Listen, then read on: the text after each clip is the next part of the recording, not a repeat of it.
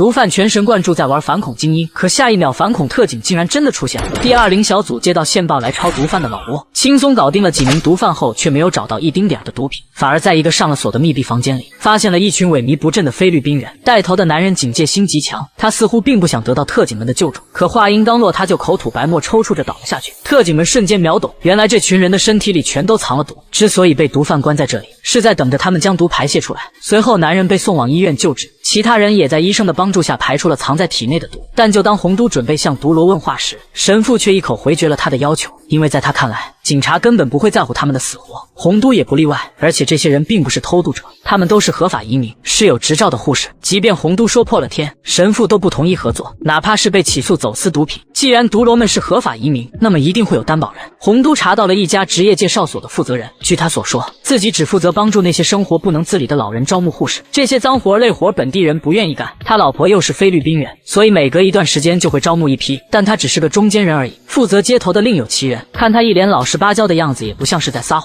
於是洪都按照男人給的地址找上了門，雖然人沒有找到，但人體藏毒所需要的套子和牛皮膠帶以及毒品和各種工具一应俱全。接下來就是拍照存檔。可突然门外傳來了敲门聲，隊員們立刻持槍警戒，原來是一名瘾君子上門购物來了。巧了嗎？這不是，這種場面第20小組必須得是夾道歡迎呀。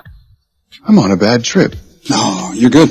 據這小子交代，毒販有個漂亮的女朋友在酒吧上班，他一定知道些什麼，但只有到了晚上，女人才会出現在酒吧。與此同時，那名毒羅也從醫院裡醒了過來。可無論洪都如何詢問，男人都是拒不合作，八成是神父提前囑咐好了。洪都當然明白，男人只是因為害怕，而神父才是不相信警察的那個人。接下來，洪都不知道費了多少口舌，總算說動了神父。原來是有一夥人贩子挾持了他們的家屬，然後逼迫他們藏毒，如果不聽話或者報警，那夥人就会殺光他們的親人。難怪他會表現得如此害怕警察。到了晚上，特警们順利找到毒販的女朋友，可沒想到這妞子竟然是個硬茬。迪肯和盧卡這兩個老特警問話也不知道輕重，就知道硬着來，人家會搭理你才怪呢。可菜鳥吉米都看在了眼裡，這小子可是懂憐香惜玉的，一上來就戳到了女人的痛點。因為他10幾歲時就被毒販賣到了酒吧，之後就破罐子破摔，開始站街或者幹一些違法的小勾當。顯然他早就想擺脫這種爛透的生活了。而且吉米這小子無時無刻都在散發男性荷爾蒙，女人鬼使神差的就相信了他，並且交代今晚毒販男友會回家取貨，因為他又接了一樁大生意。於是第20小組開始了守株待兔，只要活捉這名毒販，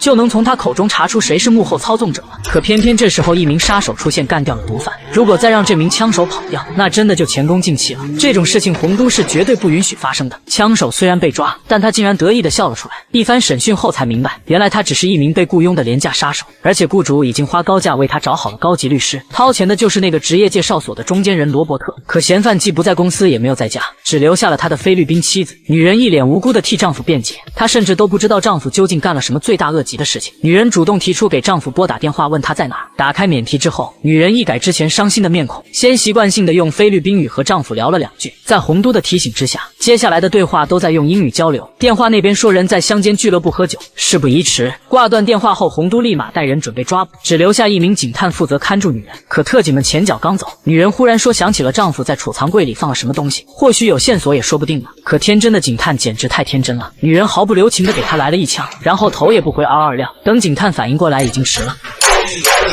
接下來人家兩口子肯定是要遠走高飛了呀。折返回來的洪都突然想起了一件事情，剛才女人最開始打電話的時候說了2句菲律賓語，似乎提到了一個飛機場的別稱，而且檔案顯示羅伯特之前是一名飛行員。果然這兩口子扭頭就來到了機場，但誰讓他們點背呢？偏偏在準備跑路的時候遇上了趕來的第20小組。洪都帶人去追主犯，留下盧卡一人搞定2名槍手，收拾他們當然是一槍一個小朋友了。盧卡本打算活捉一個，但這哥們腦袋一根筋，非得找死。